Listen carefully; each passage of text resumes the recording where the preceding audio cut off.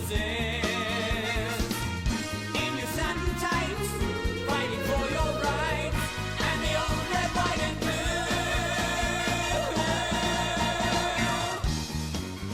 Wonder Woman. Wonder Woman. Now the world is ready for you, and the wonders you can do. Make a hawk a dove, stop a war with love, make a liar tell the truth. Wonder Woman, get us out from under. Wonder Woman. Alrighty, welcome back. This is our second episode of the Clock Tower Files. I am your friendly host, Oracle, And co-host Raven. and we are here to talk about the Wonder Woman movie. Yes. But before we get into Wonder Woman, something kind of important in the geek culture world, in the geek community happened today. We just wanted to take a minute to kind of have a moment of remembrance for probably the most kind of iconic Yes, very Batman, iconic. really. Yes. Adam West. He passed away at age 88 due to a battle with leukemia.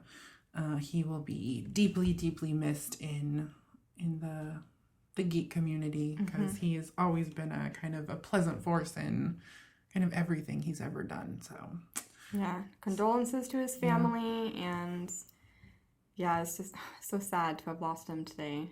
yeah, rough time. So yeah, hopefully best wishes to his family, and he will definitely not be forgotten. Okay, so on to Wonder Woman.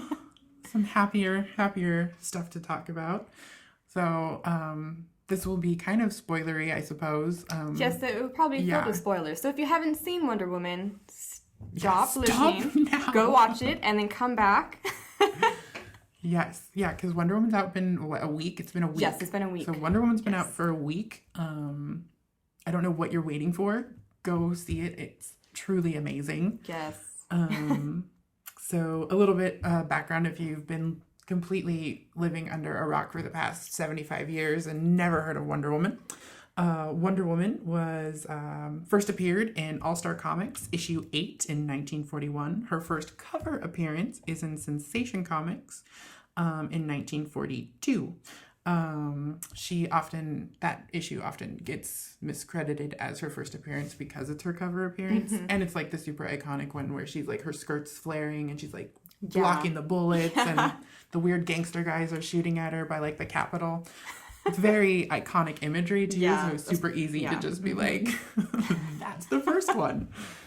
And then poor Wonder Woman, she often gets credit as the first female superhero in comics, which even though she is probably the longest publishing and I think easy to argue the most famous female superhero, that title actually goes to Phantoma, who appears in Jungle Comics by Fiction House in 1940. So not too much of a time difference, but Phantoma technically is the first. Wonder Woman was created by William Moulton Marston with his wife Elizabeth Holloway and their shared partner / research assistant / lover, Olive Byrne, which we are kind of guessing that is how to pronounce her last name. It is Byrne for those of you who actually know how to say her name. I just thought it was really important to mention her because actually both of them, not just her, both of them, because William always gets the credit, and if the two women are lucky enough to get mentioned, it is often like wife and research student girl. Yeah. Like they never get much detailing past that or much credit for. It's just like he did it and they were in the room. Like Which is not true. yeah. Especially his wife, like she really was the one who kind of was like, why not let's make a superhero that's a woman? Yeah. Because William wanted to make a superhero that instead of solved all problems with fighting and their fists with love, and his wife was really the kind of champion of like, well, then why can't it be a woman? Like, if we're really trying to make a superhero that's different than everyone else, Yeah. well, let's make a woman. And then Olive, I don't honestly know because they don't get to talk about Olive much. I don't know truly how much involved she was. I do know she was obviously a huge part of both of their lives. And I know Wonder Woman's bracelets, she's often credited with being involved with. And then we're going to learn more about this group dynamic because in October 27th of this coming year, Professor Martson and the Wonder Women is a film exploring the history of these three people, their lives, and their creation of Wonder Woman. So it'll be nice that all three of them get their kind of fair due in the creation of this character and their history finally told instead of just man and and two other women. So that'll be cool to see when it comes out. So let's just start with, in general, like, what did you think of the movie, Raven? Yeah, I personally love the movie. Obviously, it's not without its flaws, but overall, I loved that it stood for girl power. You know, basically, we're not going to let men tell us what to do. I love that because it reaches out to me on a personal level because I feel that every day where, you know, men try and sit there and tell me what to do, and I'm just like, I don't think so. You know, like, I'm still going to do what I want to do. You can go ahead and say your piece, but at the end of the day. So I just saw myself as Wonder Woman on that screen, you know, at certain points in time, and I'm just like, yes, go. You tell them. Yeah, I think that's such an important point. And as we talked when we were leaving the theater, I think that is truly one of the most powerful things Wonder Woman has. Yes. That often gets forgotten about because she's, you know, often just thought of as a superhero. I think everyone, both as an actual hero, but as a fictional character, as a character of, you know, literature, really, that she is an inspiration. So the beauty of Wonder Woman is that there is a little bit of her in us and a little bit of us in her. Yeah. And I think that's truly the powerful thing of Wonder Woman, that she really is a great avatar to kind of put ourselves in and kind of strive to be, which you can't really say that for a lot of the other superheroes. Yeah, I was trying to think if there was anybody else that I could be like, yes, I see myself as them on screen, but not really. And it's not just because they're guys either. Yeah. It's just, I don't know. Wonder Woman was just so different. And it could be because it was directed by female, where the rest of them were all directed by male. Yeah, definitely. Shout out to Patty Jenkins, who Yes. directed Wonder Woman. Good job. Yes. I hope the studios wise up and book you for the sequel. Because I don't know if you saw, but there are already, because when the movie first came out, and obviously it's huge success, there were a few initial reports that was like, oh, Patty Jenkins already, you know, on for sequel, and then more news came out That she was. and I know. So hasn't been signed on for anything in the future for Wonder Woman. I'm hoping that that's not true. Yeah. Because, and for the people who don't know, she actually won an award for one of the other things that she directed, which was The Killing, the pilot for The Killing. She achieved an outstanding directional achievement. So I'm like, this girl obviously knows what she's doing. She was not only nominated, but also won. And I'm hoping that the same thing will happen with Wonder Woman. Me too. In all I hope honesty. Wonder Woman gets all the awards. Yeah. I know.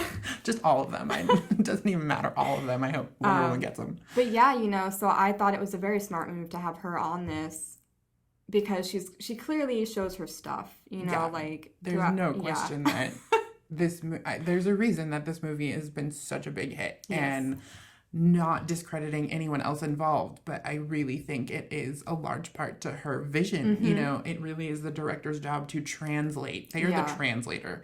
They are the ones that take all the 2D paperwork, both written on script and both visual and, like this case, comics, and literally have to translate it into the 3D with the assistance, of course, hundreds of other people, but then to actually make sure everyone else is doing their job and portraying this vision. So she's literally translating idea into the physical realm. Like, it truly is masterful work, and it really comes across in Yes, it in the does. film. That's why I loved it so I loved it so much, because I was just like, yes, I understand how everything is supposed to be playing out here. So, yeah, Yep. So rock on. big props. Yeah. Rock on. I hope the studio gets on board and really just doesn't do their typical stupid decision and like it was just a fluke, like Yeah, it was just. or a Wonder fluke. Woman just carried the whole thing. Like Oh, speaking it of was a Wonder group Woman effort. carrying, did you see there was like a picture of like Wonder Woman, and I'm sure it had to have been in some type of comic with like Superman though, but she's Yes, literally yes. carrying the DC Yes. universe. I I was like, yeah, girl. and that is so true. Like I love memes because they truly do grasp this beautiful strand of reality in the chaos. And if that's not beyond accurate, like I don't know what is. Because I honestly think and it's true. Like there's been many reports that kind of the future of the DC cinematic universe is kind of in jeopardy a little bit. Batman versus Superman was kind of a big mess. Suicide Squad, though popular and received well in kind of a public sense, was not super revered by film critics, and definitely not overwhelmingly loved by fans. Yeah, that one was a hit or a miss. In Yeah. all honesty. Which I honestly, we've had this conversation too, that, poor Suicide Squad kind of gets like the shaft a little bit because people are much harder on it than I think they should be. Because no, it wasn't perfect and it wasn't great even, but it was a fun movie especially for a bunch of characters that nobody knows. Yeah, yeah. But Besides outside Harley the comic, Quinn. exactly. Besides Harley Besides Harley Quinn, Quinn. and unless you Yeah. read comics Yeah. or are super versed in the kind of auxiliary comic media like the games or Yeah. the animated series, really, Oh, that's true. Yep, you the wouldn't animated know any of these people. Yeah. So I think people are much harder on it than they should be, because once you really look at it, you're like, this did pretty well for a bunch of nobodies. But yeah, back to Wonder Woman. So we start off, as we should with Wonder Woman, on Themyscira, on Paradise Island. And it's beautiful, and I want to live there. Yeah, perfect weather all the time. I want to live there too. Beautiful seas. Oh my gosh, the sea is so pretty. So beautiful. Yes. And the perfect blue and the gradation to like Yes. the aqua. Yeah. Like, the colors. Oh my I was like, gosh. sign me up. Yeah. Love it. Love it. Love Themyscira. How soon can I get there? And then I'm a sucker for fountains, and I'm a sucker for waterfalls. And so I have a whole island that pretty much is a giant waterfall. I'm just like, I love that.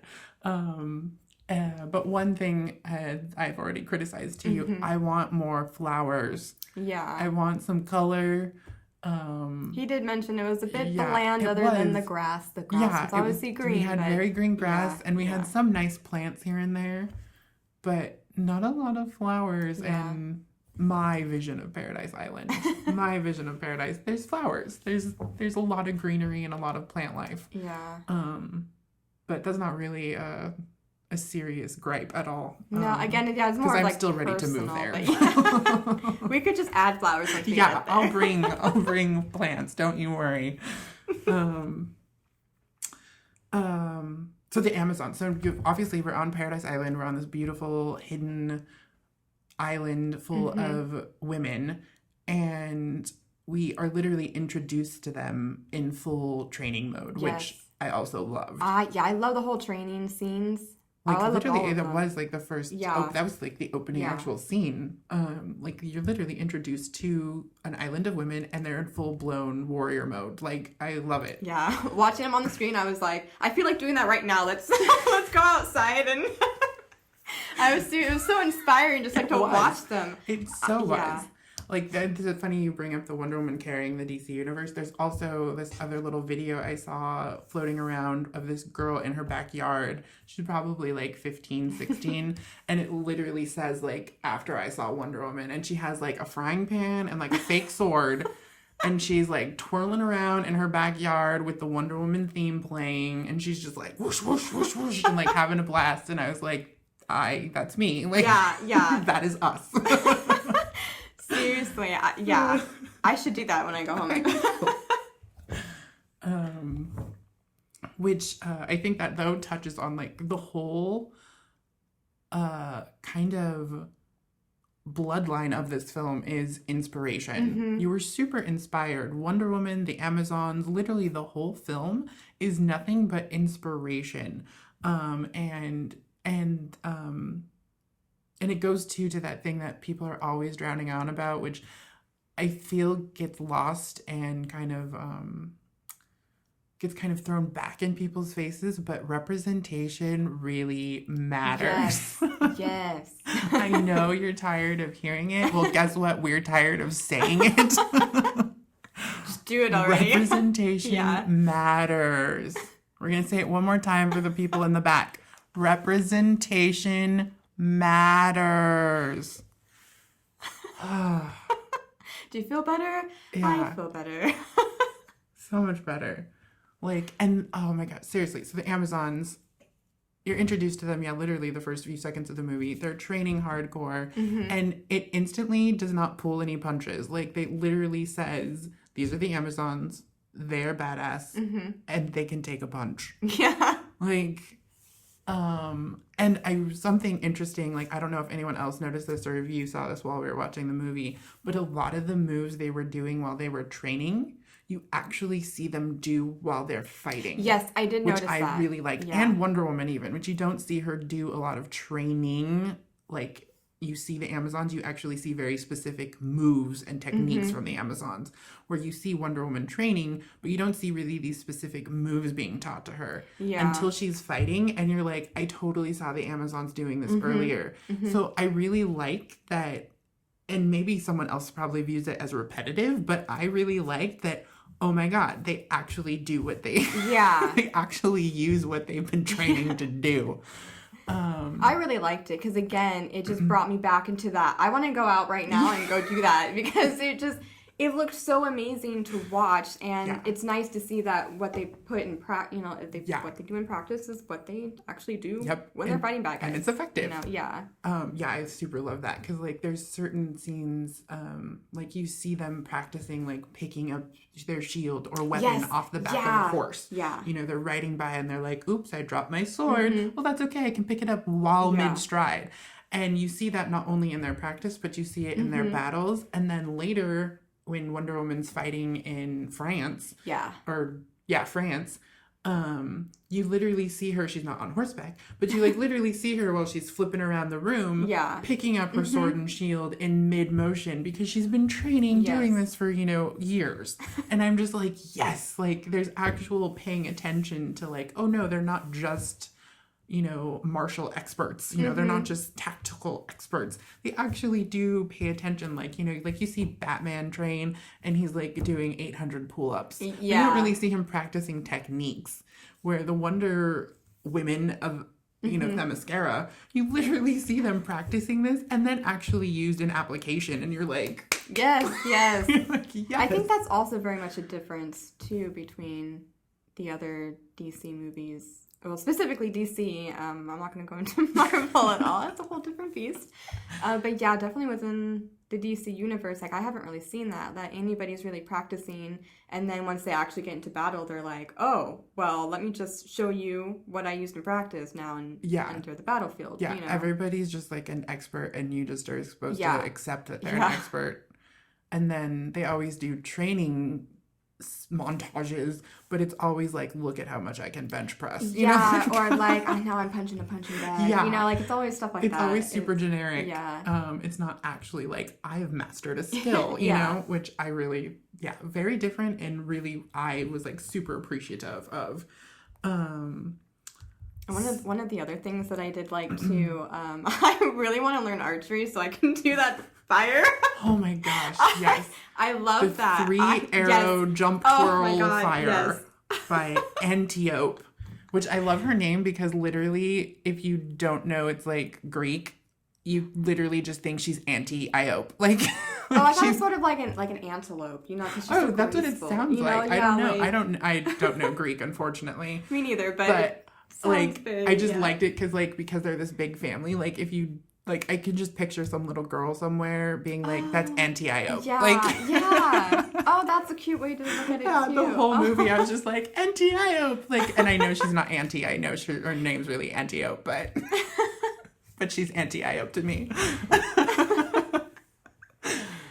And I'm super sad she died. Yes. But there's rumors that she's actually going to be in Justice League, which somebody explained that to me because she's dead. But whatever. I'm glad she's coming back. Apparently Yeah, she's coming I'm not back. complaining that she's coming back. But yeah, I don't know how. But if she's able to come back, I mean, we'll get into more of that later. Yeah. But then other I stuff know. that happened. Oh, And that starts to bring Yeah. other questions about.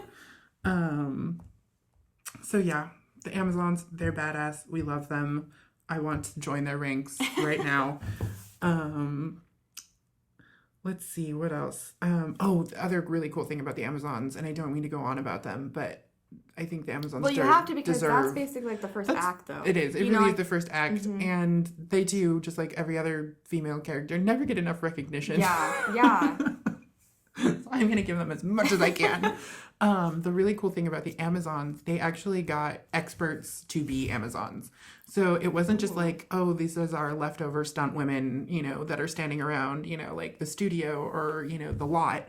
A lot of them are actually like real boxers or real horse riders or real archery, professionals. That is awesome. And then one of them, the girl who like literally like vertical twirls in the air and throws the daggers.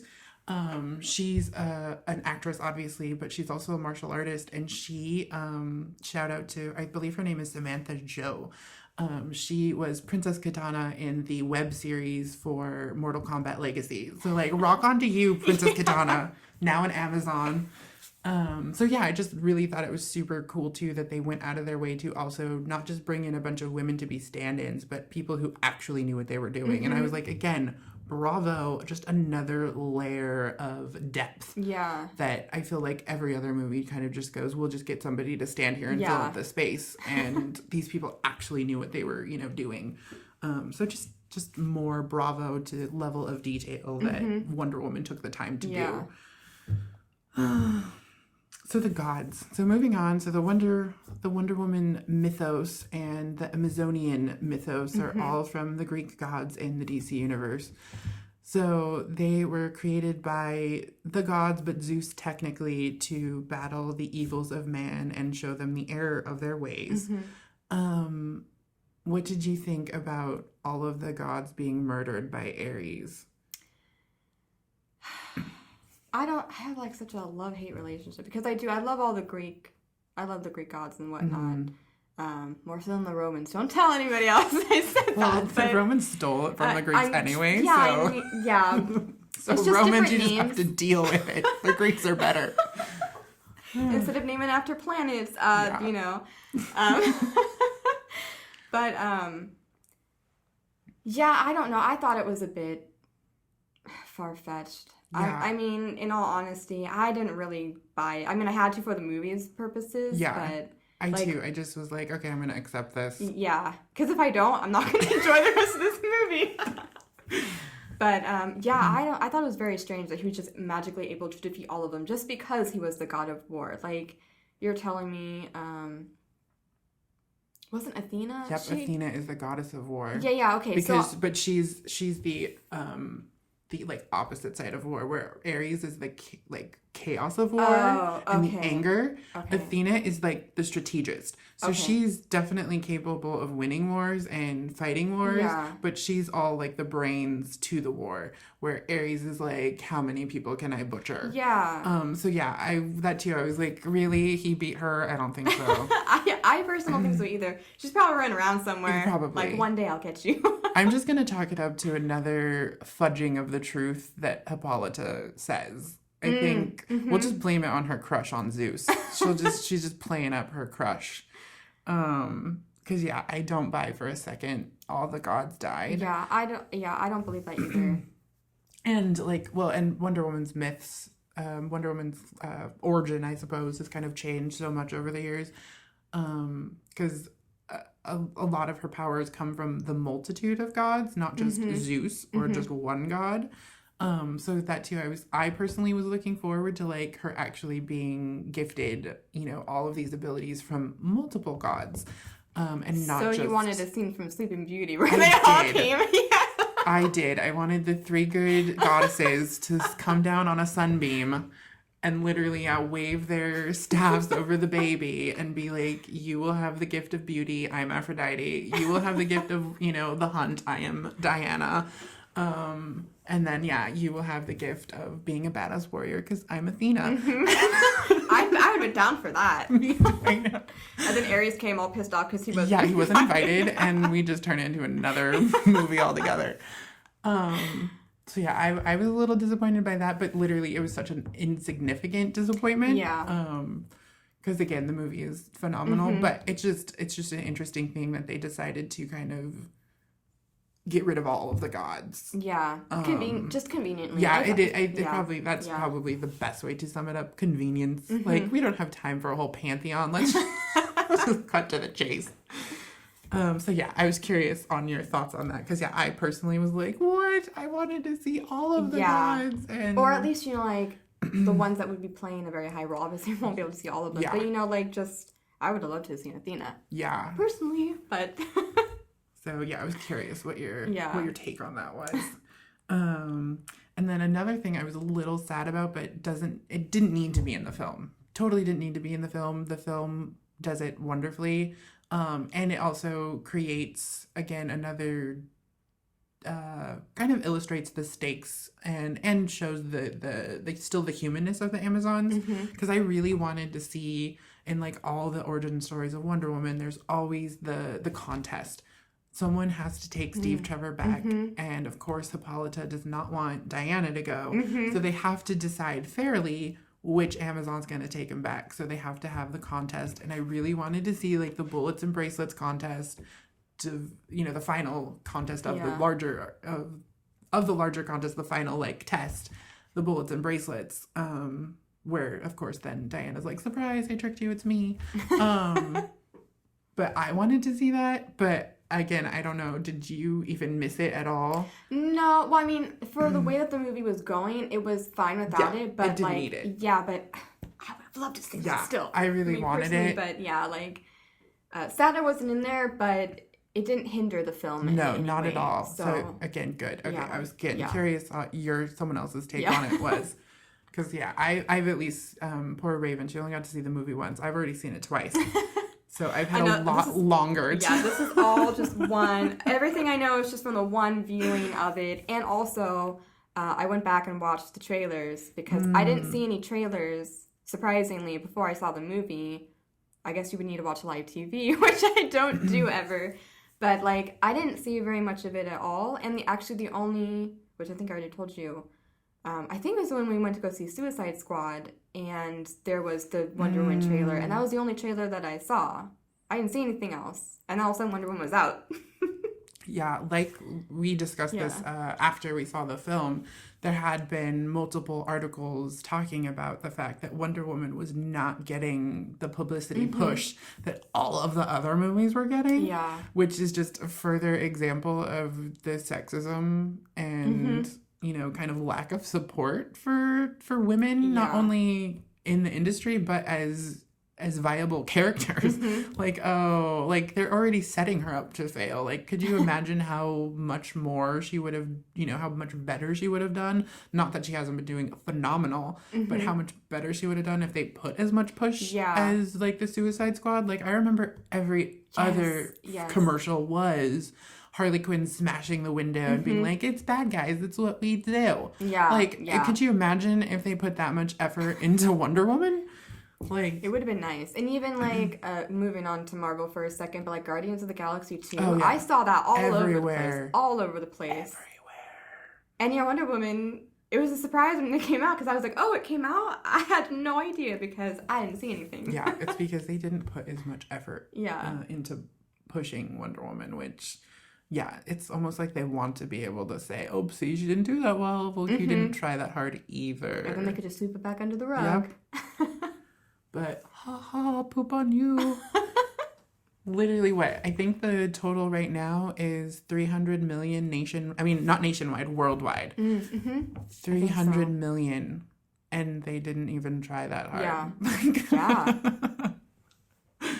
and Rotten Tomatoes she was getting the highest ratings. Yeah. Well, the last time I looked was probably a couple days ago, and it was at 93%. Yeah, which is still very high. Phenomenal Yes. for a superhero Yeah. film. And then a woman-led film and a Yes. woman-directed Yeah. film. Like, there's so many things that the industry would count as negatives. And she literally, at, like, every turn is Yeah. like, nope, I'm gonna do it. Which, if inspiration is not the message literally of this movie is, nope, I'm gonna do it anyway. Yep. Which we'll probably get into a little later, but... Yes, I have a we'll get there. So yeah, I was curious about that. And then so jumping back to kind of our timeline here. So yeah, you didn't miss the bullets and bracelets that much. And the story didn't need it. It totally the flowed story itself, it didn't call for seamlessly it. without it. And I could literally go watch it on pretty much anything else that deals with Wonder Woman. So I definitely have it in many a form. I just was like, oh, I kind of like it. Yeah, so. but like, at the same time, it just would have been nice to see it like in live action. You know, like it's just that. I mean, I know because there's other movies where I'm like, it would have been nice to have that in there because I visualized it for so long. You know. So yeah, I was just curious though if anyone else missed that because I wanted it, but yeah, the movie doesn't need it at all. So so the Wonder Woman, again, fitting with that theme of nope, I'm just gonna do it. Diana just kind of goes, nope, I'm gonna take you back. I decided. Yeah. So her and Steve Trevor hop on this very little boat and they decide to sail themselves to merry old London. And I have this later in my notes, but since it literally happens in this scene, I figure we'll talk about it now. Again, it's something we discussed after our viewing of the movie. I thought it was super important. I have actually, again, this is like a super compliment and like I don't know if this is right either. They make Diana a sexual being. She is a real person with like actual human desires, which I love. I think it's super compliment again to the writers and the director and everybody. Like, I'm so glad they included it, but then a little bit of me twinge. I'm just like, because I'm so constantly, I feel like I'm doing the work of the studios for them.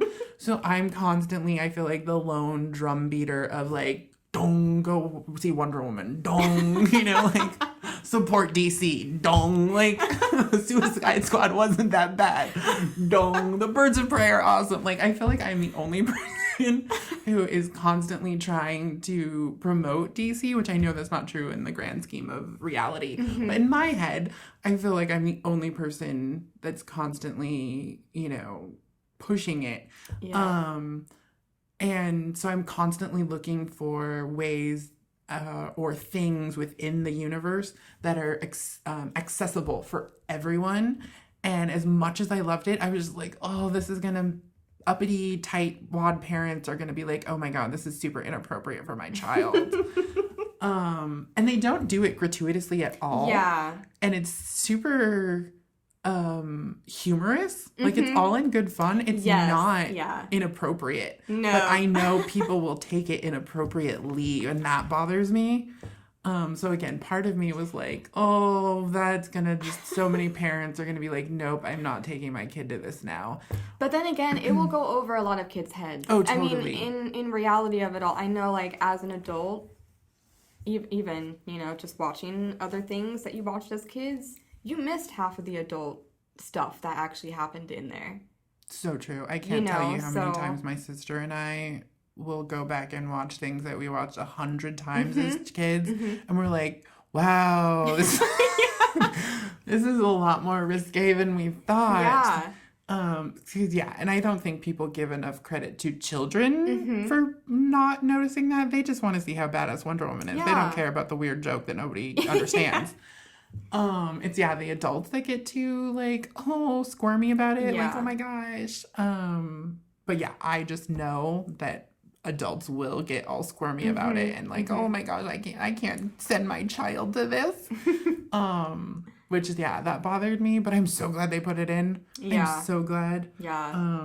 I mean, it was like cringy, but in like a good way. For me Yeah. personally, I was just like, oh god, like the entire time. But it was funny and Yeah. whatnot, you know, not to take away from any of that stuff. But I was just like, oh, we're gonna do this, we're gonna do this. And it's super true. Like, and that too, that's the other thing. It addresses in a fun and smart way. Mm-hmm. Not only, it does a lot of things, which, again, another just gold star for this film, because a lot of things in this movie do a lot of things on multiple themes and multiple levels. This is just another example of it. So not only does it make Diana and Wonder Woman a real person with actual desires and feelings just like everybody else, but it also addresses kind of the joke of Wonder Woman. Like, there's always, and again, stepping out of the comics and out of the character, just looking at the mythos and being the, you know, public audience, there's always the joke of Wonder Woman, you know, oh, no men, you know, so like it's you know, like, oh, these poor women are so deprived of a man. Yeah. That disgusting, you know, misogynistic idea that every woman needs a man. They deal with it in such a smart and funny way that she flat out says, you know, like, oh, you're not going to like the answer to Yeah. this. Which I was like, yes, girl. Exactly. Like, they deal with so many things, and not only does it ground Wonder Woman into a real person and not just this untouchable goddess, but it also smacks that kind of male, jokey, you know, pervy idea that's always surrounding Wonder Woman, and it just slaps it right back into its seat, which I greatly appreciate. And two, I think it also, you know, like, it is such a typical man response. Like, it also kind of humanizes Steve Trevor a little bit, because he also is, you know, he's still a man. And it's just like, oh, there's still real people behind. Well, he hopes he's a man anyway. Yeah. So yeah, I was just like, oh, so yeah, a little bit cringy, because I was like, oh, I just know so many people are gonna have a problem with this, but I salute them. I'm super glad. So yeah, we have our sex talk on the boat for probably, I wonder how long it was to sail to from Themyscira to London, because that talk probably lasted a while, frankly. So now we're off into London and we meet Etta Candy. What did you think of Etta Candy? Well, I mean, I liked her as a character as a whole. She definitely, and I'm sorry, I don't, was this World War One?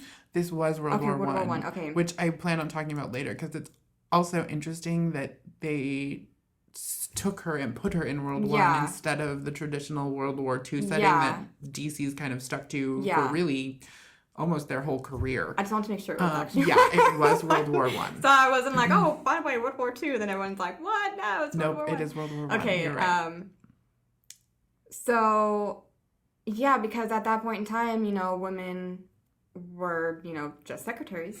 They, you know, or, you know, like people who were at home with the children. They didn't really have, like, the role that Wonder Woman was trying to, like, not bring to them, but just be like, I don't understand. What do you mean? That you do everything for him? Like, what? So she brought, I think, a little bit more, like, flavor to the mix, because she was still, like, there was a little bit of wit to her, you know? She wasn't just, like, this bland character of, like, oh, yes, Mr. Trevor, yes, whatever. Whatever you need. Yeah. Yeah, there's a little bit, like, sass there to her as well. So I liked her. And again, she didn't have a very big part, though, in all honesty. Like, she was there sort of once, you know, Diana was there, and then she was there for, like, that little bit. What was he, a general? I don't remember what he was. I know, I can't remember what that guy was. I'm sorry, I only I saw can't it even once. remember his name. Whoever that guy was, whatever his name. Yeah.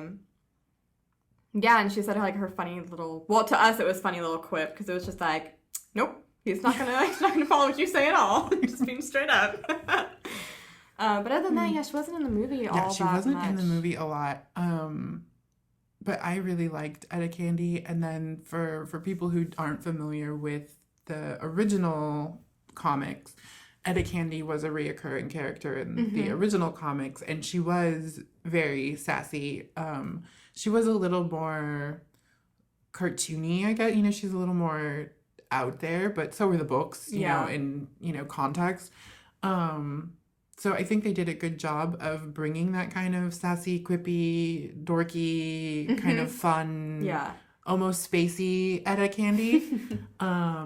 And I like they did bring a little fire to her too. Like she, you know, at the end where they're in the alley and of course Diana's already defeated all the bad guys, but here comes Etta with the shield and the sword. Like, I'm totally not ready for this, but I'm gonna save them because I know they've been, you know, we're being followed.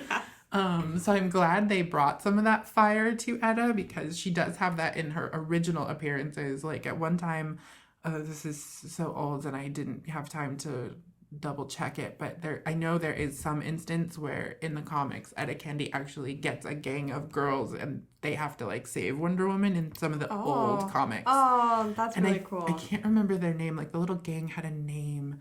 I think it was like Etta and the Candy Girls or something. Like something, you know, super cutesy. But they come and like fight a bunch of people and like save Wonder Woman. And I love that they brought that spirit, still, you know, honored that spirit with Etta. I would love more Etta, on all honesty. Like, just sign me up for... But again, well, maybe, I mean, they could bring her back. Who's to say? Yeah, they totally could. But, and two, she honestly didn't really have a place anywhere else in this film. Yeah. Again, it's just like, this film is actually so perfectly boxed that there's really no extra room for anything else. It literally does its story and its job in such a perfect way. Yeah. It was nicely paced. Yes. The story was very nicely paced. I Yes. know it was like a 2.5-hour movie, but it didn't feel like that to me when I sat down and watched it. That's so true. So yeah, I would have liked more Etta personally, but again, that's just like nitpicky opinion. That's not even, you know, like a true complaint or a true request. It's just like another fun, amazing thing would have been some more Etta. But she didn't really have any other point to the film. You know, like she couldn't have been out in the field with them. Yeah. Like that wouldn't have worked at all. As much as I love Etta, that just wouldn't have worked. She would have still been out there with the She sword. would and have the though. shield. She would have because she's spunky. Yeah. Which takes us to Steve Trevor and And the boys. and actually before we get to the boys, before we go get to the boys. because I was gonna actually, you read my mind, I was gonna totally hop to the boys, but before we get to the boys, we'll deal with some other boys. Okay, great. We will deal with the generals. Yes, the generals. The generals. Very serious business. Yes. There's a woman in here. What is she doing in Why here? did you bring a woman in here? Who is she? Who is this woman? I don't know, Colonel Mustard. Who are you?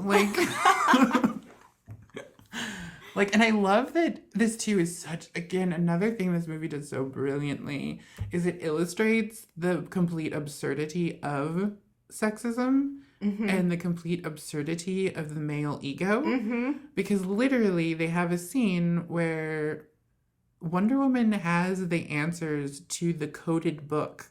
Yes. There's a coded journal of Dr. Poison with the plans to literally kill hundreds and thousands of people in the war.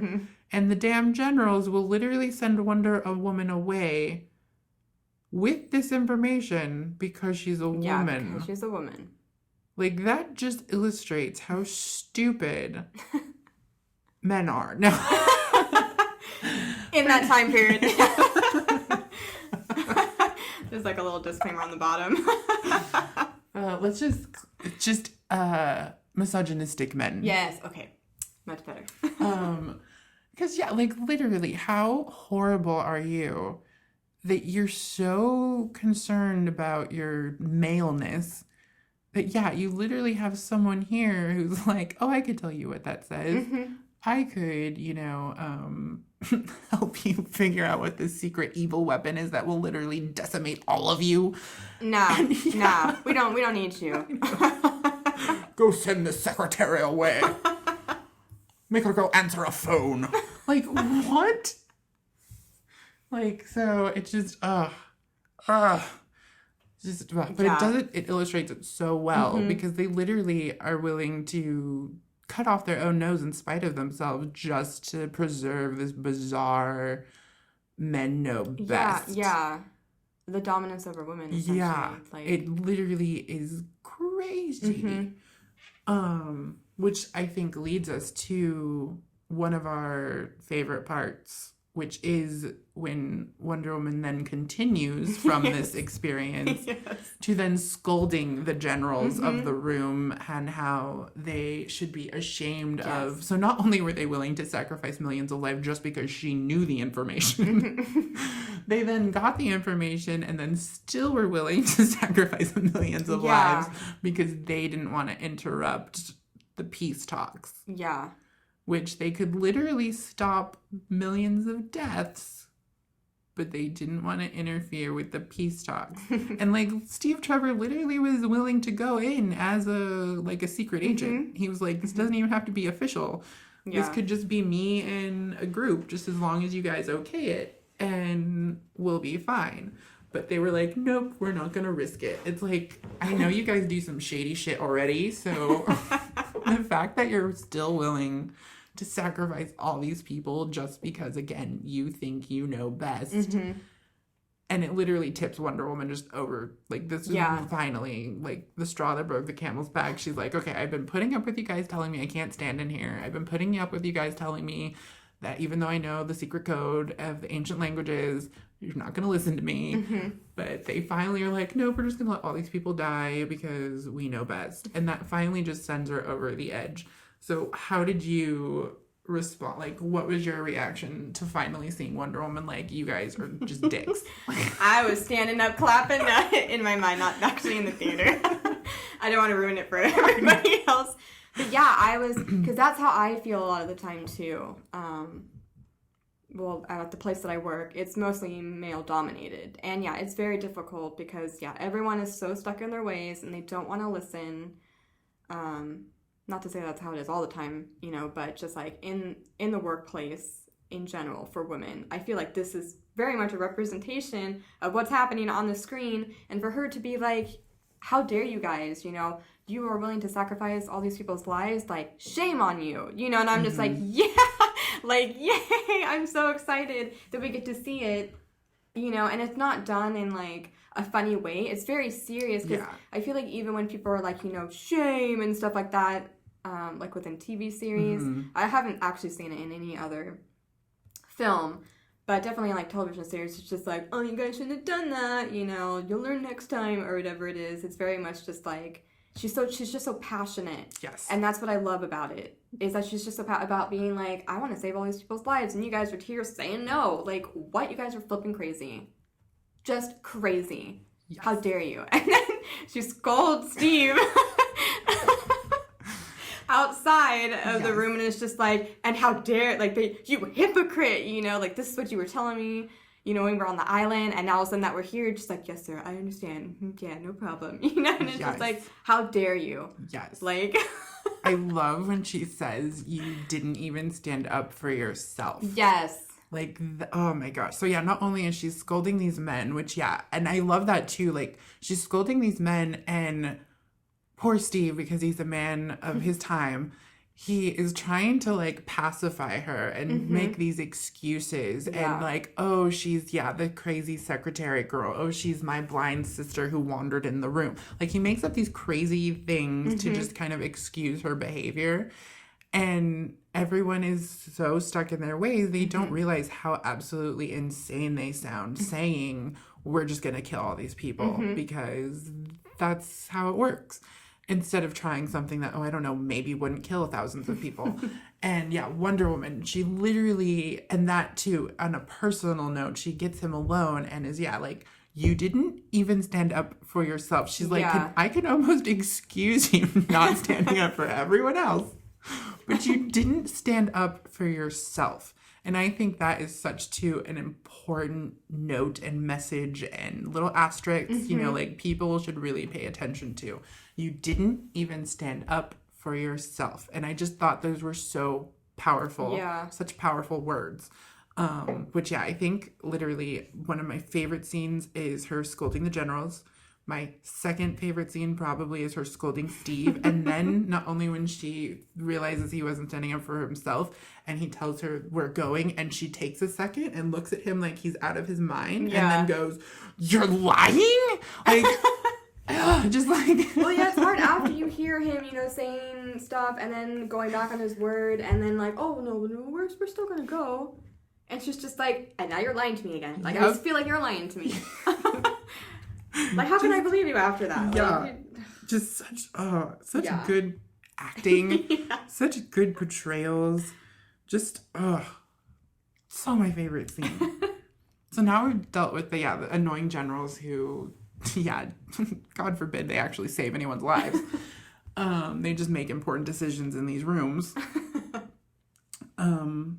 We get to, Steve has now decided that they're actually going to do the secret mission anyway. Mm-hmm. And they're looking for their secret team of assistants. Yeah. What did you think of the introduction of our ragtag team of boys? It was interesting. But then again, I always loved the ragtag team of people. You know, the people that are like, oh, they're never going to be able to do that. And then everyone proves them wrong. And I can't remember. I'm so sorry. I can't remember. I was just going to say, I was just going to say, let me name them and tell me if I forget anyone. We have Samir, a.k.a. Sammy. He is our French guy who wears the fez. Yeah.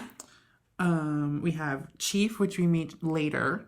He is our smuggler from America. He's a Native American. We have Charlie, who is the Scottish sharpshooter. Yeah. Am I forgetting anyone else, or is that our ragtag team? I think that's our complete ragtag team. Yeah, I think that's it. Then we get introduced in the bar. We get Etta, who's going to run point at home. Yeah. And then our mysterious benefactor from we meet earlier, which I can't remember his name to save my life. Yeah, I can't remember his name. I feel so bad. It doesn't really matter because, again, if you're listening to this, you've seen the movie. Spoiler, it's Ares. Yeah.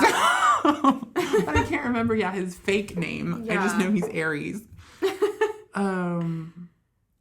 But anyway, we get introduced to him. He's part of the team because he's going to be their bankroller and assisting Etta back home supporting this mission. But I don't think we have any other field agents. It's just Wonder Woman, Charlie, our sharpshooter, Samir or Sammy, our linguist and kind of man of 1,000 faces, kind of our costume guy, and Chief, our Native American smuggler, and then Charlie the sharpshooter, and then of course Steve as our lead man. You like who doesn't, like, God, ragtag teams are the best. And in all honesty, I thought Charlie was gonna die.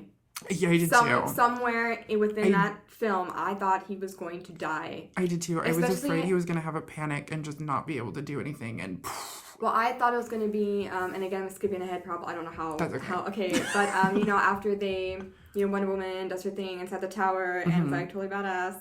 And then at the nighttime when Charlie's singing and stuff like that, and then the next day where it was like, oh yeah, you're still coming with us, right? You know, who will sing or whatever it was. And I thought that like when she said that, I was like, oh my God, he's gonna die. He's gonna die because she said that line, and I was just so worried. I was so worried for him the rest of the movie because I was like, oh Jesus, I think this guy's not gonna make it. Poor you, the whole... I was like freaking out. Every second after, you're just like, who's gonna get him? Yeah, because, you're gonna have to sing us your song, or, however she worded it, but, I was very much like, oh no, like, he's gonna totally die, and then there will be no song. Like, I was just like, oh man, that sucks. But it was interesting, that they were trying to make him out to be such a wonderful marksman, and then he ends up not really being able, to do that at all, which is sad. It is sad. But I think it does do, again, one of just the many 8,000 themes this movie has and topics that, touches on. It does show that, again, war can take a really talented person and break them in half. Yeah. Which I thought, too, we don't see that in a lot of, we see it in a lot of realistic war movies, but we don't see it a lot in superhero movies. You don't really see, like, even superheroes, for example. Like, you don't really get to see a superhero break or snap from their work in crime fighting. Yeah. And if they do, like Batman, for example, he just magically does some pull-ups and his back is fixed. Like Bane snaps him in half and then he just does some push-ups and some pull-ups and back fighting for Gotham. Where, like, again, here's, like in the real world, that doesn't happen. And I thought, too, it was a really nice touch, that, they, like you can have someone who's really competent in their combat field and sometimes combat's not so friendly to the combatants, you know, like it was a nice real world touch that, again, often I feel is lost within the cracks of comic, translation and comic mass media. So fun little tidbit. I don't know if you've heard anything about this ragtag team, and I've kind of grouped them all together now. But this ragtag team, especially earlier, a month or two ago, before the film came out, the actor who plays Sammy Samir, he kind of let slip in an article to a French magazine, because he's actually French too, a French magazine, that he was going to be a superhero. And a lot of people were like...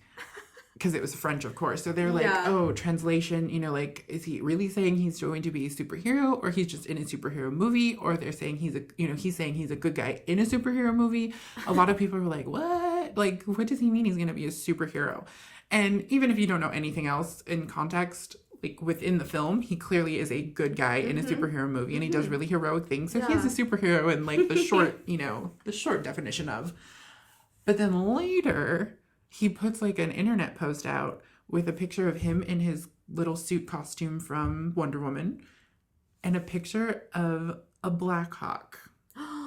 Right? What? I know. What? I did not know this until after I had seen the film. Oh, but that makes sense. Oh God, everything clicked. And his name does not tie to the main Black Hawk guy, but the main Black Hawk is from French origins. And then he has a military background, and then in World War II becomes a fighter pilot, which there's so many, there's so many, again, not bold clues, but the minute you say, he could possibly become a Black Hawk member or even the leader of the Black Hawks, you see kind of like all these little... dots, these little things that you're like, if I draw this line to that line, and then Steve Trevor, and then this, and oh my God, and you're like, I can totally see him being a Black Hawk. Yeah, oh my God. So, yeah. And then... that makes him 10 times better now. Right? Right? And then it gets more interesting. So then Charlie, there is actually a Charlie in the Black Hawks who I think, again, my research is a little iffy right now. I didn't have enough time to fully prepare as much as I wanted to. But I know there is a Charlie in the Black Hawks, and I think even that character might have Scottish origins. And I can't remember. And if he doesn't have Scottish origins, I think in the Black Hawks he's a sharpshooter. So it's like another ding. Now we have two possible Black Hawks. And then I read this shortly after I found out about the actor actually basically flat out saying he was a Black Hawk. That Chief is not connected to the Black Hawks, but there is a character who is a pilot in earlier DC lore, that he is the son of a Native American chief. That's why he goes by Chief. And I can't remember his real name in the books, but he is a ace pilot. So we, in a weird roundabout way, have just recruited ourselves for the next war. Yeah. The early formation of the Black Hawks. Yes. The Black Hawk Squadron, which just super excites me. Even if they never touch upon it again, in my mind, Wonder Woman just teamed up with the Black Hawks. Oh my God. Like, it makes me love those guys even more now. Right? Yes. And it makes a lot of sense, like, if they are drawing this line to the Black Hawks again, even if they never deal with it again, they are being led by Steve Trevor, who is a pilot, who then, we all know in, history sake, World War II is going to come in a few years. And they all were so deeply touched and love Steve that it would make sense that they all decide to kind of honor Steve by becoming war pilots. And again, just by Wonder Woman too, that, you know, they're so inspired to kind of continue on this good deed mission. Like, it totally makes so much sense that they literally could be the Black Hawk Squadron. Yeah. Which, it's just super, just like the weird kind of hidden, barely even referenced Easter egg there, but like, wow. I know, I just found this out. I heard rumblings of it shortly after I saw the film, and then this past week I was like, oh, I should really, since I knew we were doing this podcast, I was like, I should really try and look up some information on those rumors about Blackhawk and how this character was connected to the Blackhawks. And then it led to this series of other stuff. And I was just like, oh my God, this is the Black Hawk Squadron. I've decided. It's official. I said so. I'm down for that. Like, Right? for real. Super. It just kind of, it was just like this wonderful, like, icing on the cupcake that just made my day. But yes, so yeah, that just, if you didn't love them already, now they're also secretly the Black Hawk Squadron. And I just like, I'm just so happy. So yeah, very exciting. That does lead us though to an interesting question. Why do you think they took Wonder Woman out of World War II and put her in World War One? You know, I have the same question. I have very much the same question. I think that is very weird. And I'm going to go ahead and jump to the ending of the movie because now we're talking about this, but it was supposed to be the war that ended all wars. Yeah. Yes. And it obviously didn't. Yeah. And if Ares is really dead, spoilers again, you know, if he's really dead, then why is all this stuff still happening? Like, I really don't know why it was World War One. Yeah, I've been pondering this literally since the first time I saw the movie. So that's been a little over, I guess it's still been 2 weeks. Or a week, I'm sorry. A little over a week, because I saw it early in the week, that release week. Okay. So yeah, a little over a week I've had to ponder, now seeing the film twice. Yeah, why did they put World War One instead of World War Two? And I can't come up with a real reason. My only theory right now, and again, I haven't had the time to truly research this yet, another topic on this poor movie. But my kind of theory is that they just are trying to separate themselves from Marvel because Captain America is so greatly tied to World War II that they just pushed Wonder Woman back. And two, also assuming they're trying to further push that she's been gone for so long. So World War II, in the grand scheme of history, wasn't that long ago. So there would be, you would think enough veterans to be like, there was this amazing woman who helped, free the French villages. And, this amazing pilot that ran around with her, I'm assuming that's maybe why that's just too many people would be around for World War II still, that they could still discuss Wonder Woman, so she'd be less of a myth, where World War One is long ago enough that, there's probably one or two vets that managed to survive up till today, so they aren't really talking about her. Yeah. So it adds to this whole, she's just this legend that no one really knows about. Yeah. So that plus, we have to separate ourselves from Marvel so we don't get compared to Captain America, which is happening anyway, but yeah, definitely. But just to kind of further sidestep away from him is my only theory. I don't know if there's a real reason. I don't know if there's better theories out there. I didn't get to look.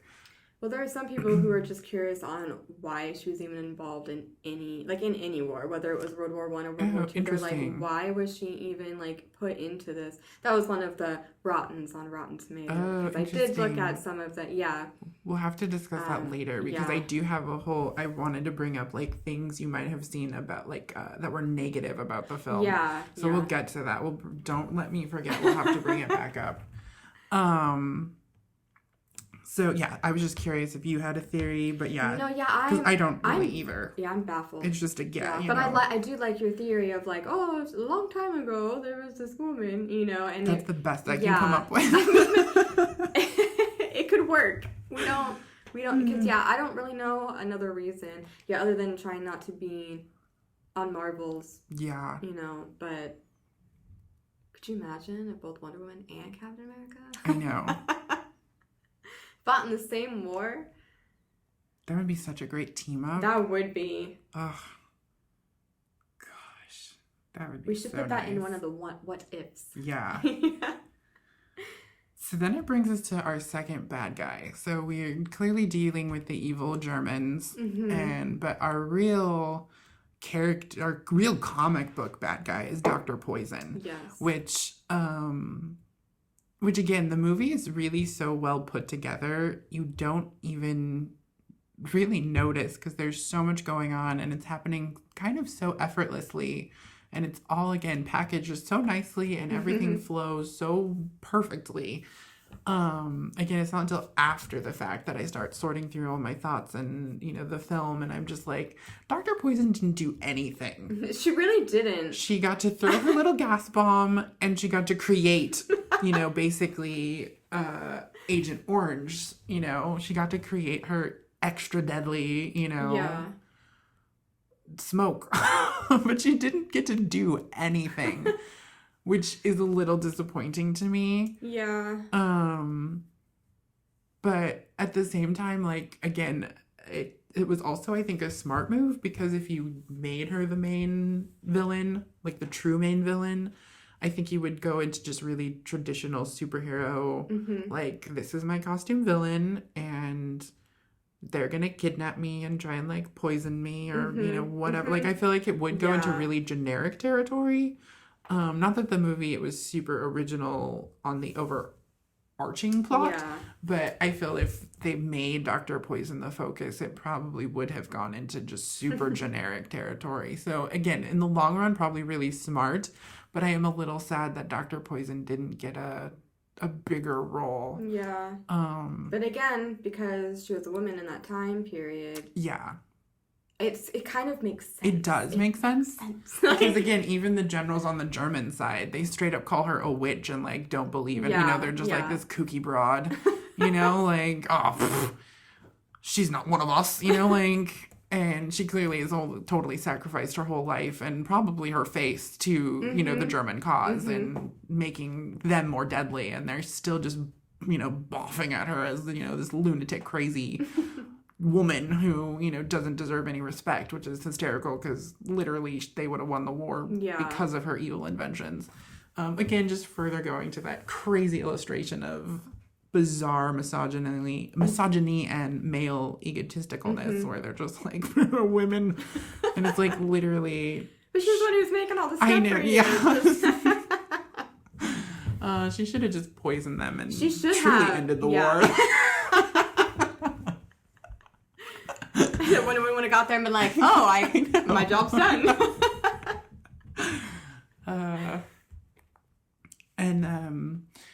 And I don't know a ton about Dr. Poison in the comics. She pretty much is, you know, what she is. She's a, you know, expert in poisons and chemistry and makes poisonous weapons. So, you know, again, there's not like a ton to do with her. But I do like her look a little more in the comics, which I don't know if you've seen a lot of her. No, I have not seen a lot of her in the She looks more menacing, where Dr. Poison in the movie, she's not that scary. You know, she's just a woman with clearly some sort of battle scar that she tries to hide. But other than that, she's just obviously a crazy doctor lady. Yeah. Where in the book she still dresses like a doctor, but it's not until more recent years where they make her a little more costumized, I guess. But even the costumized version isn't that, isn't super extreme, but she's just visually more striking. She looks like she experiments on herself almost. Like you can tell, it's almost like the Joker. Like the Joker, almost if the Joker used like Joker venom on himself, it's almost like she has this like kind of pained grimace. Her eyes are like super bugged out. Like you could tell that she's been exposed to her own concoctions one too many times. So she has this very striking, very like off kilter, like you would be a little afraid to walk up to her. So I would have liked maybe a little more hint of that in the film. Yeah, that would have been nice to differentiate because she's her. definitely a little more jarring in the comics. Even her early appearances, she's still a little more jarring.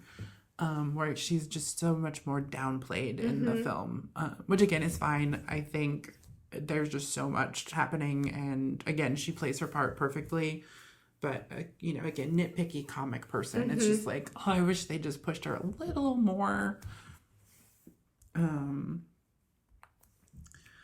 again, that's just so nitpicky. So we've got our ragtag team. We've dealt with the generals. We're on our secret mission. We're going to go stop the evil Germans and Dr. Psycho and destroy her evil poison. Literally my favorite scene, and I think possibly your favorite scene too, is No Man's Land. Yes. So, and this too goes back to that whole like, nope, I'm going to do it anyway. Yep. That we were talking about earlier. And this, I think, this truly is, out of the whole film, this truly is like the straw that broke the camel's back. This is finally when Wonder Woman completely decides, I've had enough of all of you telling me what to do. I keep trying to play by your rules, and this just isn't working for me anymore. So literally, with a hair flip, she says no. And then the most badass thing, literally just all the badassery kind of just avalanches after that. That is literally the snowball that created the avalanche. And I love that, yes, it literally, I'm not saying that for, vocal speech effect. Literally, with a hair flip, she flips her hair and turns around and says, no. I'm going to start saying no like that for everything. I'm just going to dramatically flip and turn. No. Everyone should start doing that, and we can all just thank Wonder Woman. So she pulls her hair out of the little uppity 1900s bun. She flips her hair and says, no, I'm going to save these people.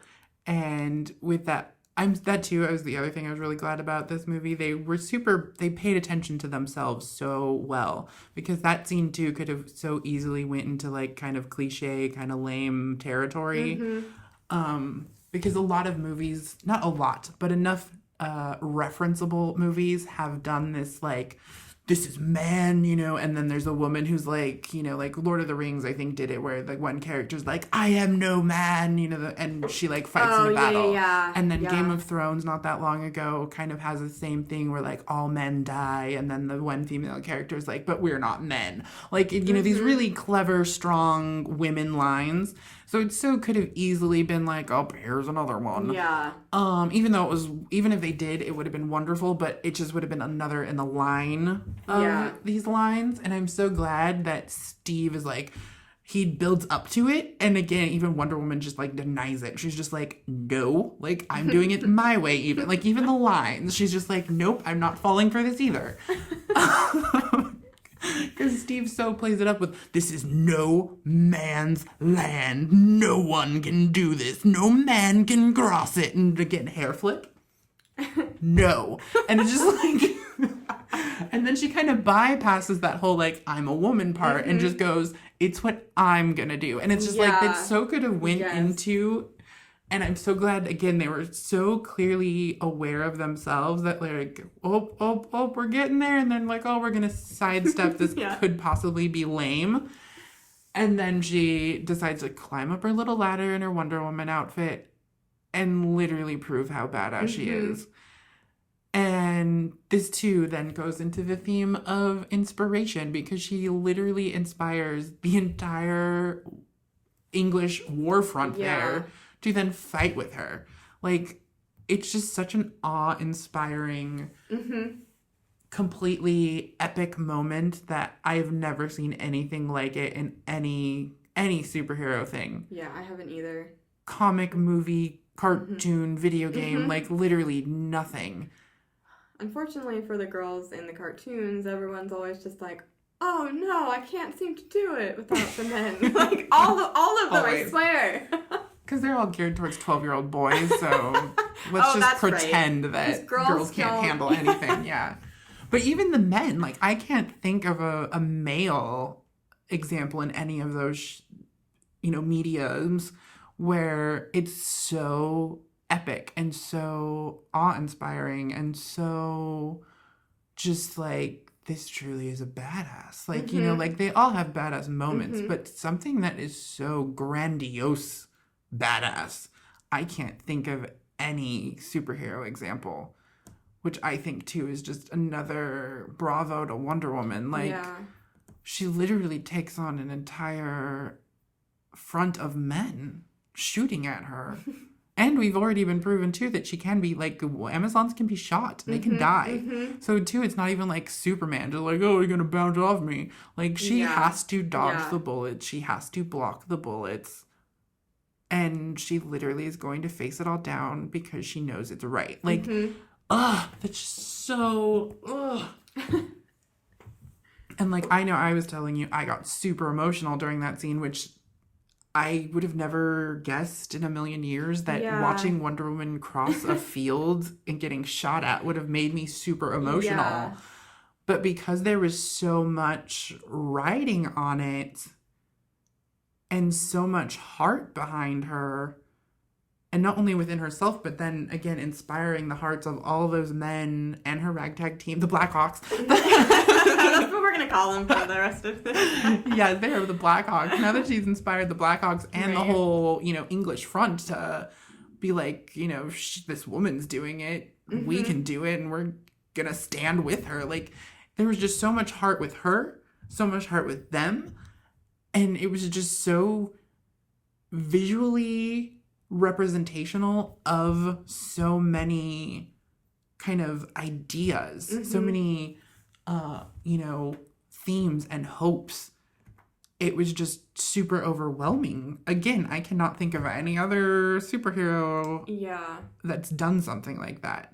So did you find yourself being super emotional during? It wasn't like super emotional, like, oh, like I'm, I want to cry. It was, I felt so empowered in that moment that I was just like, yes, like I was out in that battlefield with her, like, and like, we can do this. Yes, like, we're gonna prove everybody wrong. Like, because that's, not to say that's how I've always looked at Wonder Woman, but definitely in this movie, it was basically just like, everyone keeps trying to tell me no, no, no, and I'm gonna sit here and prove y'all wrong. Like, Yeah. so I was just, it was just more inspiration.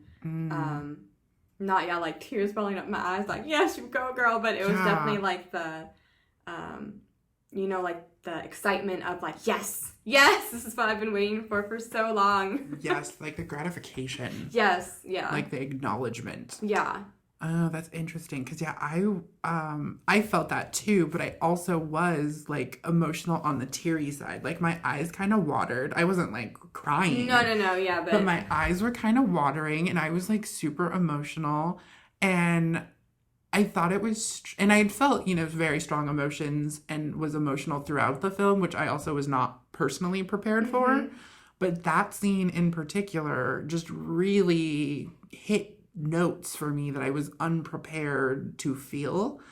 Because I was super inspired and like we've joked, like I was ready to go run around with my tiara and lasso and frying pan and twirl around in the backyard too. Like I was ready. So it was super inspirational, but yeah, there was like something, and I can't put my finger on it. Like Yeah. what about it was so moving?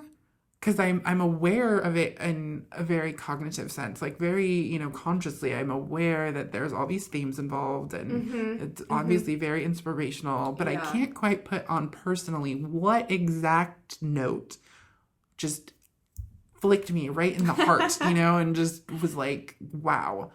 But we're not the only people, that too, I don't know in your research if you saw, we're not the only people who were super touched by that scene.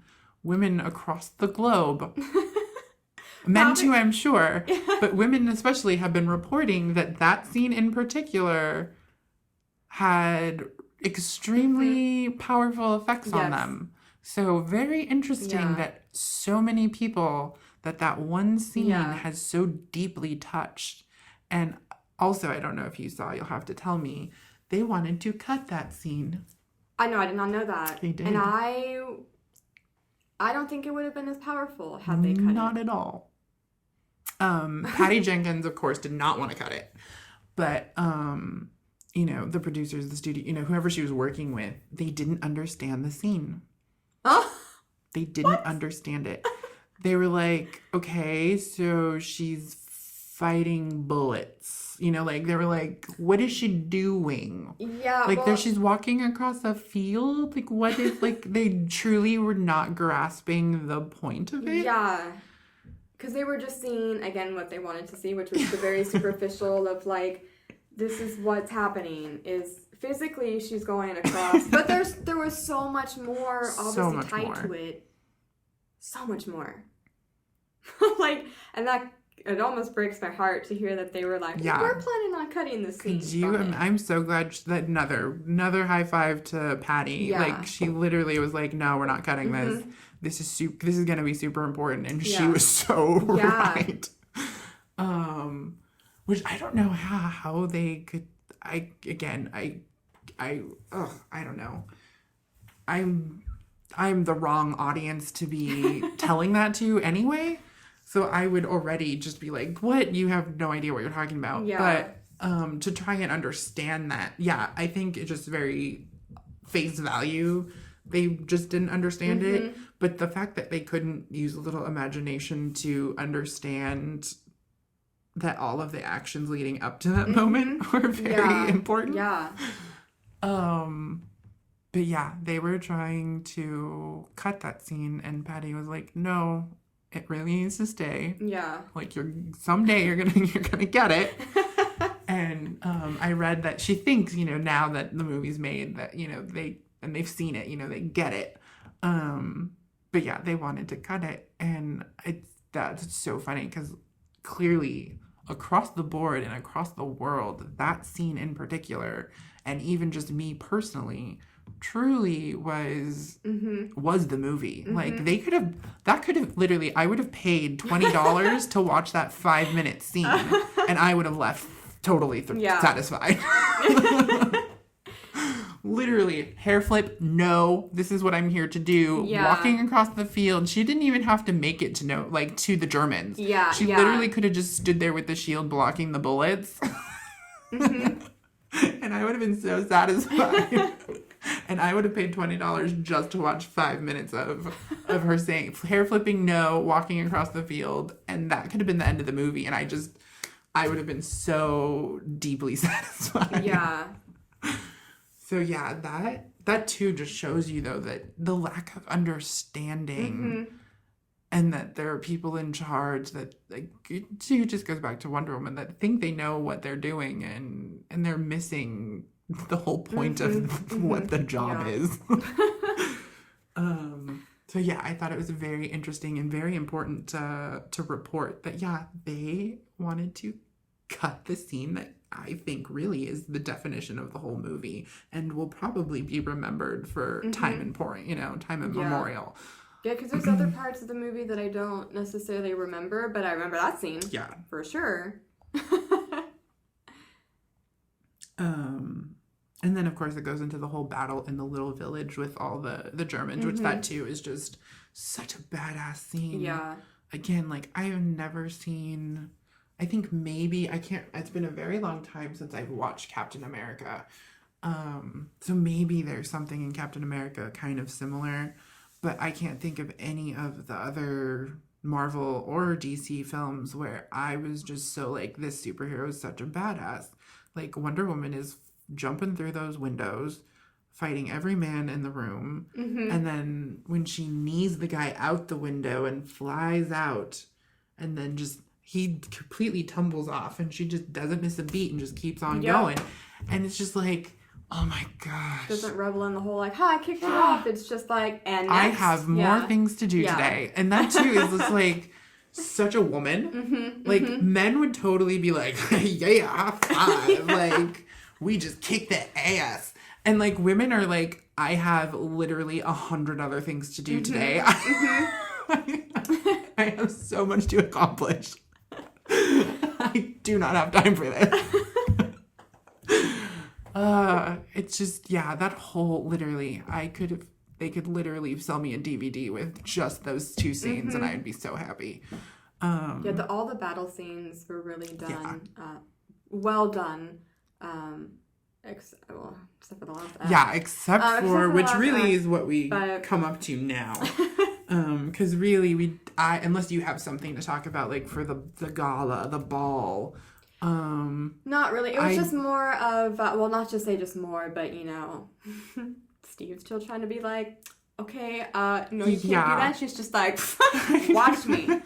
Although I did like the part before they actually like went their separate ways and they were all like crouched and just like, I did like that part because again, they were like, okay, you're just gonna stay here and not do anything, and she was like, no, that.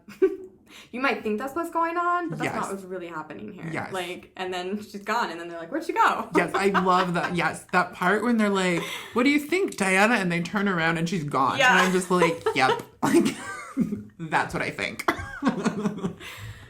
So I did like that one. And just like, it was visually striking to me to see her in the blue gown. Yes. With the sword in the back. I just love the visual on that there. And she was just so dead set on killing that guy. Yes. And then it was just like, oh, like, I suppose you're human. Like, her whole face would have, like, changed for me, where it's just like, oh, I guess you're human, too. But you're still a bad guy. Like, Yeah. I still want to kill you right now, but... And I do love that one line where the general dude, which I don't even remember his name, but he's like, yeah, you know nothing of the gods. And I'm just like, that is so funny. Like, it's so cheesy, but it's so funny and so rich because literally she is made of the gods. I just love that. Just, That too, though, that just reminded me too, like, it's such a tip. Again, there's so many, and I don't mean to bash on men, but you just make it so easy. Really, that's all we have to go off of, though, because there's really no other female led. There isn't. Nothing. You don't. Women have not had the same opportunities, and even if you take it out of the medium, you just look at history. Women have gotten the short end of the stick forever, so it's really easy to be able to look at the facts and be like, "Wow, this sucks." So I don't mean to bash on the men. But that too, though, is such a typical male response. They think they know one thing, and it's like, you know nothing. And it just kind of reminded me too of like the fake geek girl, like, like, oh, you know nothing of Greek mythology. I'm the biggest Greek mythology fan there is.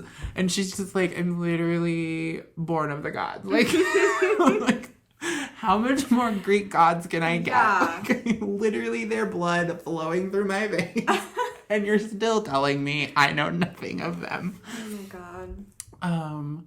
But yeah, just again, such a typical, like, again, just a misogynistic male response of, oh, you question me? Well, you know nothing. It's like, oh, well, thanks. I'm just not an expert or anything. But yeah, other than that, I could have almost done without that scene. Yeah. It was just more build up to like, is he Aries? Is he not Aries? And then, of course, just another example of all the boys trying to tell Wonder Woman what to do. And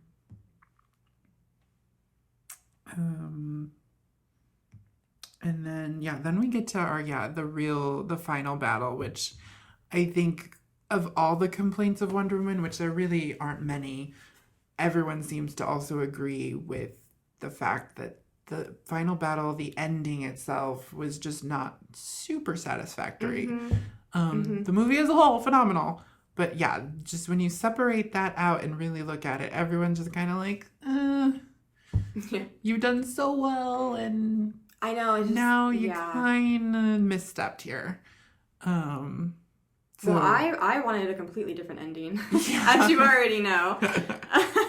Like, I didn't even really want Ares to appear at all because now everything else she does after this doesn't make sense. Again, unless he's not really dead. yes. But for the sake of this movie, let's just say that he is. And Yeah. nothing else that comes after this for Wonder Woman makes sense for her to do any of this stuff because everything should have ended, no more war. You know, it should have been a done deal. So what I was really hoping for was that Ares wouldn't appear at all so that we would be able to obviously see more of Wonder Woman. Yeah. You know, in the future, which obviously she's still here, you know, like, she's still on Earth, but, you know, like, Yeah. still within, like, our, like, us, not just on her little island, you know. Yeah.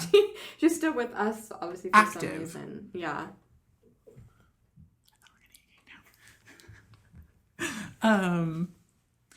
Yeah, I definitely definitely agree. I think that Ares maybe shouldn't have shown up, and it would have pushed her story further, but then she wouldn't have gone into hiding, and again they wouldn't have been able to tell that story, and then they would have been like, well, Yeah. then what's Wonder Woman's excuse for being missing all this time? Like, okay, fine, I understand your theory, your logic, Yeah. but personally, I think Ares shouldn't have shown up, and it just would have further progressed her story that, well, okay, I've stopped one war, and I will be ever vigilant on, you know, watching for Ares, but, you know, there's still so much good I can do here until that day comes, you know? Yeah. Which maybe would have been a little cheesy. I don't really know. I think it Yeah. would have been a little stronger, though, compared to just, I'm in a battle Ares, and this is the end, you know? I don't know. It was a letdown. Patty could have done it. She could have, I know. She's amazing. I trust her. She totally could have. She would have sold me on it. Well, then the fight wasn't that interesting to me No, it either. wasn't.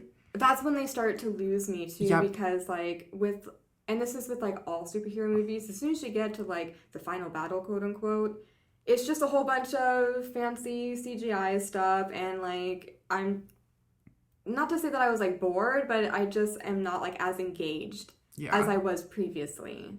Yeah. And that part to me was a shame. But Yeah. And I didn't like his powers either. It was just like telekinetic / like he turned into like Magneto for a minute. Yes. It was just like a little awkward. Just overall that whole final battle just didn't do it for me. And then which leads us to like Steve Trevor. Like, I'm glad they took a traditional male trope and flipped it for a female, where usually the male hero has a love interest and she dies, and it's called man pain, and thus inspires him to continue his battle or win the fight or whatever the case may be. And I appreciate the attempt at turning that on its head, but I'm not super thrilled that they basically killed Steve, and then Wonder Woman then was like, oh, now I'm heartbroken, so thus my full power can come. Like, Wonder Woman, you like, freaking, where's Glinda when you need her? Wonder Woman, you had the power the whole time. You didn't need Steve or the Wizard or Ares. It was in you. Well, that's why, instead of killing Steve, I thought they were going to kill, again, Charlie. Because, again, she still had, she was still in, like, the little rat pack with those guys, where it was, I think it still would have meant a lot to her still. Yeah. Like, personally. And that could have also set her over, in my opinion. Yeah. I think it would have sent her over. Yeah.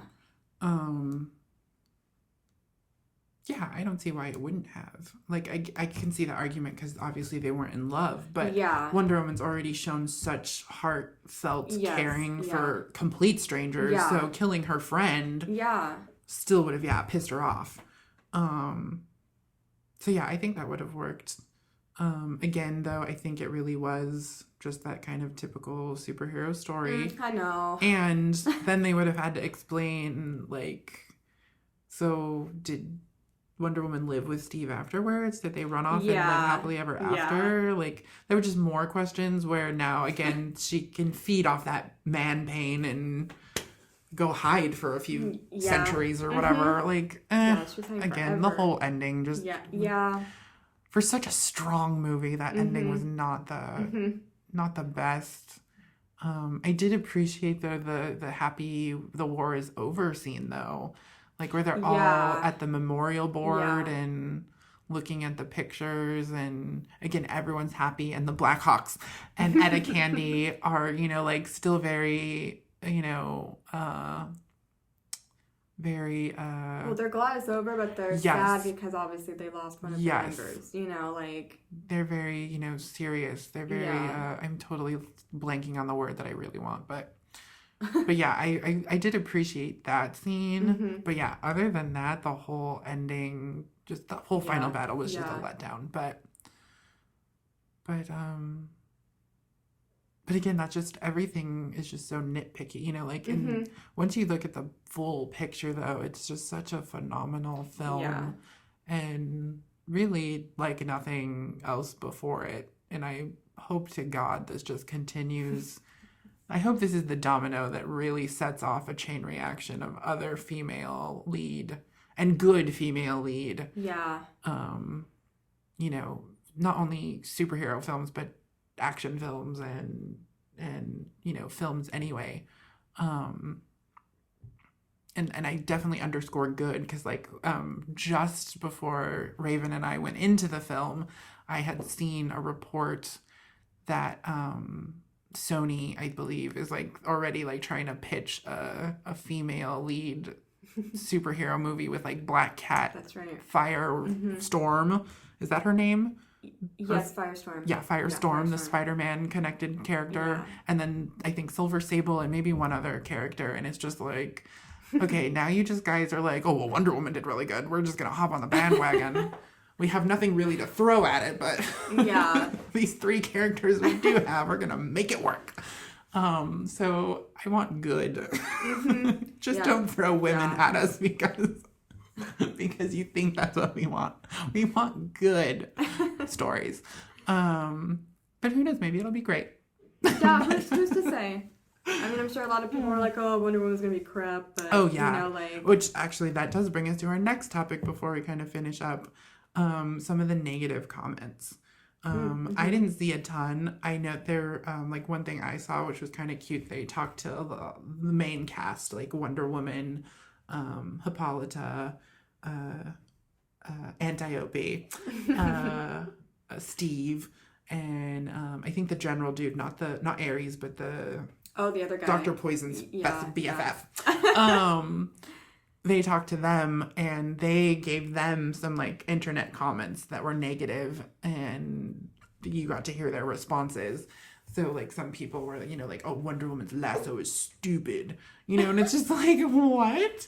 But I know. that is very interesting.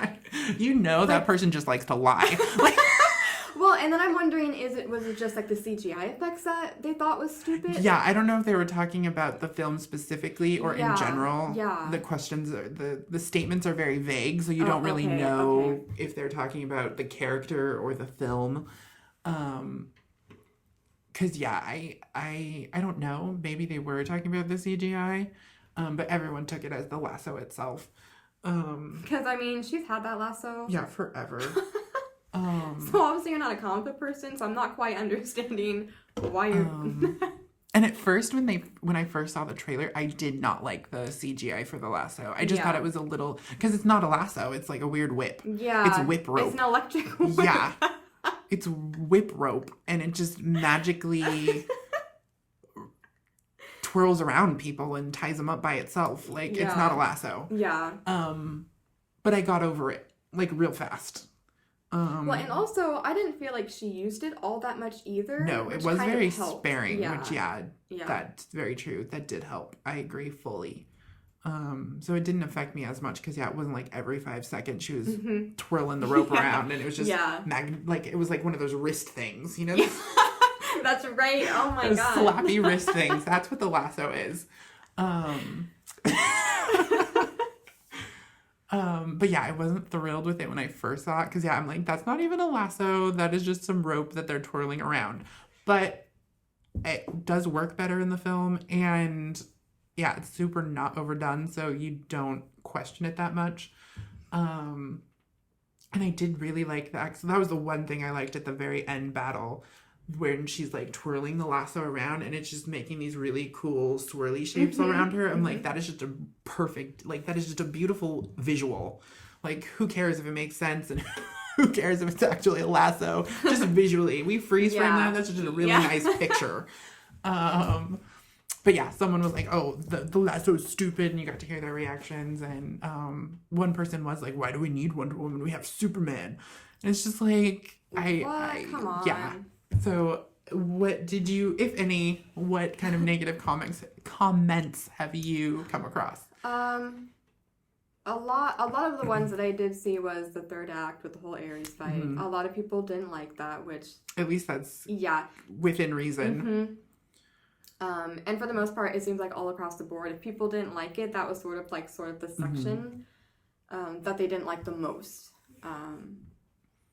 What else was there? Oh, because it was in World War One, this one person, and I don't know if he's like a vet or knows someone. Yeah, just or, obsessively in love with World War One. But he was just like, and most of the negative comments too, not to try and like segregate men versus women, but a lot of them were men. Yeah, I mean there were a few girls, but the majority of them were men, which I also thought it's just I have not seen any negative comments from women. I haven't been looking. So I'm going to preface that right now. I have not been actively looking, but the comments I have seen, the negative ones have all been men. Just, throwing that out there. I'm sure there are women. I'm sure there are women who don't like it, but the ones I have personally seen, have happened to all be men.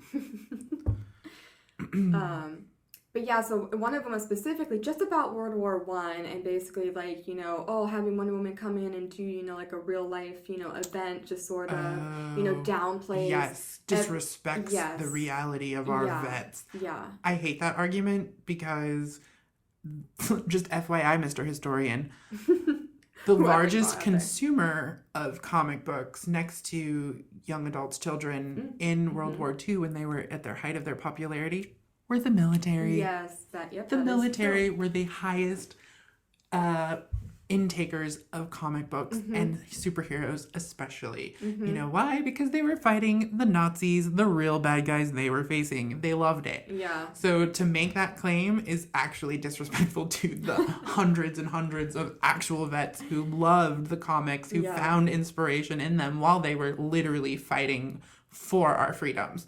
So I hate that argument because it not only is offensive to me as a comic person, I find it offensive to the actual vets who were inspired by these heroes to keep fighting. So definitely don't like definitely don't like that one. But then again, I was like, again, it's a movie. I didn't, or maybe he did complain about Captain America, about how he came in and helped World War II. Yeah, that's a good point. Did you complain about Captain America? Yeah, I mean, if he did, then at least he's consistent. That's a very good point. That is a very good point. We should track that down. Yeah, I want to go home and research that. That is a very good point. But historically, superheroes have always been involved with actual real life battles. So, kind of funny that you're throwing a hissy fit about it because that's very common. So, someone's not doing their research. But that was one of the ones that actually stood out to me. A lot of them were, again, like the third act or like, a lot of them were just like, it just wasn't Wonder Woman. Interesting, because I thought it was very Wonder Woman. Yes, and I wanted to know, of course they didn't expand, but I was like, what do you mean it wasn't Wonder Woman? Like, what part of it wasn't Wonder Woman? I know, did you see that No Man Land scene? Like, I'm sorry. Like, yeah, I haven't seen a lot of negative comments. Again, I haven't been looking. The few I have, were just kind of, they were all very generic. Just like, I didn't like it. Well, that doesn't tell me anything. Yeah. So, I don't really know. I did see a lot of positive stuff, and I really loved... the rest of it was all positive. Yeah. I mean, I know that we're focusing on the negative right now, but there was a ton more. Like, there were, maybe 19 negative to like 200 Yeah. positive. Or you know what I'm saying? Like, Yeah, so the negative is yeah, a the negative minority. is very minor, but Good. but I'd it's, love to hear that. yeah. So overall, and the majority of people, again, 93% really loved it. So Good. Another thing that I really loved spawning out of that positivity is so many celebrities too were just like mind blown. They were all over their social media. All over the social media stuff, so many celebrities were like, oh my god, Wonder Woman, and so excited and so happy. And it was super cute to see so many other superheroes chime in on Wonder Woman. Yes. Like Chris Evans, Captain America, was just like, oh, Wonder Woman. Yeah. Thor, oh, Wonder Woman. It was so nice to see these other superheroes. They're all, by the end of the day, they're all part of the superhero club. And I just really like that they all kind of support each other. Even Anne Hathaway, she did this long post. She like reposted some other celebrity who was like all freak geeking out over Wonder Woman. And at the very end of her post, it's hashtag Catwoman supports Wonder Woman. And I'm just like, I love this kind of inner celebrity geek community that all support each other and are all super happy that they're all superheroes at the end of the day. It's just super cute. Except for one person who, it wasn't necessarily negative, but it was clearly like a very stuck-up dig to me. Mr. Wolverine posted the other day on Instagram that Logan was the #1 superhero movie ever. And I was just like, sit down, Wolverine. We're not talking about you. Like, oh my gosh. Yeah. Go frolic in the Canadian wilderness, please. Isn't this his last movie? It is totally his last just like, movie. Please go see it. I was just like, shut up. No one asked you. Oh my gosh. You should be on the... This is why no one invited you to any of the crossovers. Like, this is why you had to make 85 solo movies and no one played with you. Like... Someone can't share the spotlight for 5 minutes. Oh my god. Yeah, I was just like, sit down, Wolverine. And here I thought I liked you. Like, yeah. That's disappointing. And I know it wasn't flat out like attack on Wonder Woman, but literally everyone else is posting how wonderful Wonder Woman is, and here he is like, Logan is #1. And I'm just like, sit down and go away. Oh. Like, yeah, your franchise is over anyway, so you better hold on to that for a while, buddy. But yeah, I was just like, really? Why can't you just be happy for Wonder Woman like everybody else? Oh, and then he's like, Rotten Tomatoes, like, #1. I was like, and then thank God for the fans. Like, even the fans of him, there's a bunch of comments on his Instagram post that like, this is actually factually incorrect. And it's true. The Dark Knight actually has a higher score than Logan. So Logan, you might need to figure out that 94 is higher than 93.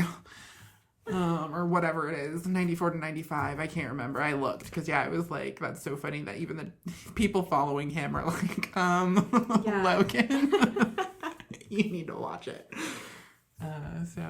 But yeah, all the other superheroes were super excited and happy and like congratulating and talking about how much they liked it. So it was super cute to just see all the superheroes happy for the other superheroes. It was just a nice little like fan club within the within the acting community there. So let's see. That is, I think, really it. Any final thoughts? Well, overall, again, I really liked the movie, and like, even though she is an Amazon, I still felt her character to be very relatable, which I'm so glad that we finally get representation as females on a large screen, and that so many people also thoroughly enjoyed it. But yeah. I think you make a really good point. And I think a big part of that has to do with it being directed by a woman. Because I think a man, especially a man who doesn't know Wonder Woman or doesn't take the time to know Wonder Woman or get to know Wonder Woman or do any research or look at a picture, watch a cartoon, anything. I think it's so easy and it's been portrayed so many times. Like, you look at a lot of the media and even the comics for a while, it's so easy for everyone to drag Wonder Woman into this just barbaric kind of I am warrior and completely miss the whole point of Wonder Woman. Yeah. And she is supposed to be relatable. That's the whole point of Wonder Woman. She's supposed to be the bridge between men and women and men and their errors. And not just, and I don't mean men strictly as male. I mean men as the mankind, as the human race. That she is supposed to be relatable, and she's supposed to be approachable in the sense that I'm going to tell you you're wrong, but we're going to fix that. And not in a negative way, and not in a way that will make things bad for you. She's all about making things better for everyone. And I think that does have a lot to do with a woman being the director, because I think if a man did it, we probably would have just had like 300 with women instead of a Wonder Woman movie. Very true. So I think that is a valuable point. And I think that might be why it's so well received, that she is still relatable, even though she is clearly this beyond belief wonderful woman. Yeah. Like, it's such a good point. And just kind of going back to my final thoughts. Yeah, the movie was wonderful. I am so happy it's made. I'm so finally we got a good movie of Wonder Woman finally, and a good female superhero. Because we did have to wait too. We did have to wait for Wonder Woman because that was like canceled before. Yeah, she's had multiple times where people are like, "We're gonna make a Wonder Woman movie," and then that never happens. So yeah, I'm glad all this waiting at least paid off. Yes. And then just again touching on that relatable thing, it just again so nice to see all the positive reaction and how meaningful a lot of people took a lot of the movie. And so it's just really nice that it does seem like Wonder Woman, somewhere William Moulton Marston, Jesus, he has too many names. William Moulton Marston, his wife Elizabeth, and their partner Olive, somewhere they are cheering because Wonder Woman really did the job she was created to do. She reached a bunch of people. She came with a positive message. She saved some people. And I think she really inspired, some positive notes and put some positivity back in the world, which I think we are sorely lacking these days. Yes. So I'm really glad, which that too is a really kind of Wonder Woman I don't think could have come at a better time. Yeah, this is actually the perfect time for Wonder Woman. Right? I think that is... It was meant to be. Yeah. The fates knew that 2017 they're going to need Wonder Woman, so we're going to hold out. And yeah, I think it couldn't be a better time. I'm really glad Wonder Woman's here, and I can't wait to see more of her. And WB, Warner Brothers, you better sign Patty onto that sequel. Alrighty, we're at the end of our show. We'd like to thank you. We haven't really decided what our next episode will be yet, but you'll find out when we find out. Yep, we'll keep you guys posted. You can find us on YouTube and SoundCloud, and now officially on iTunes. Yay! We are the Clock Tower Files. And now, like in the words of Meg Sauce on Twitter, no wonder white men are so obscenely confident all the time. I saw one hero. Whoa, I blew it. Sorry, Meg Sauce. Let's try this again. No wonder white men are so obscenely confident all the time. I saw one woman hero movie and I'm ready to fight 1,000 dudes barehanded. Like, that is like the perfect way to end this. So we're going to go twirl around our backyard with the Wonder Woman theme playing. Check you guys next time. Bye, guys.